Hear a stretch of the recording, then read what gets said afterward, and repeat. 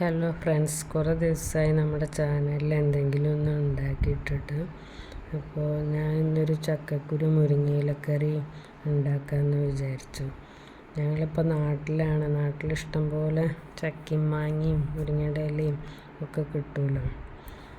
അപ്പോൾ അതിനാദ്യമായിട്ട് നമ്മൾ ചക്കക്കുരു വൃത്തിയാക്കിയിട്ട് മഞ്ഞൾപ്പൊടിയും ഉപ്പും ചേർത്ത് നന്നായി വേവിക്കുക.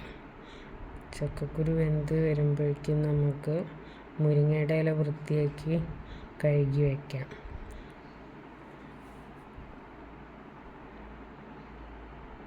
ചക്കക്കുരു വെന്ത് കഴിഞ്ഞാൽ മുരിങ്ങയുടെ ഇല ചേർത്ത് കൊടുക്കാം.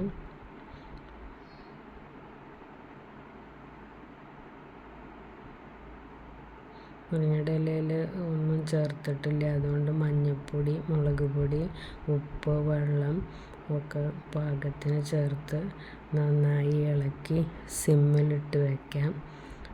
അപ്പോഴേക്കും നമുക്ക് തേങ്ങ ചിരകി അരച്ച് ചേർക്കണം. അതിൽ തേങ്ങ നന്നായി പേസ്റ്റ് പോലെ അരച്ചെടുക്കാം.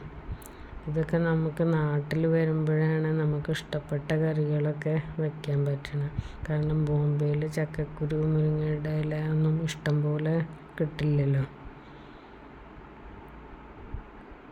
ഇല വെന്തു, നമ്മൾ തേങ്ങ ചേർക്കുക.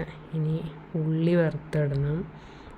ചെറിയ ഉള്ളി നന്നായിട്ട് എണ്ണയിലിട്ട് വഴറ്റുക. ബ്രൗൺ കളറാവണ വരെ വഴറ്റണം, എന്നാലാണ് അതിൻ്റെ ടേസ്റ്റ് കിട്ടുള്ളൂ. നന്നായി ബ്രൗൺ കളറായി കഴിഞ്ഞാൽ ഓഫ് ചെയ്ത് നമ്മൾ കറിയിൽ ചേർക്കുക.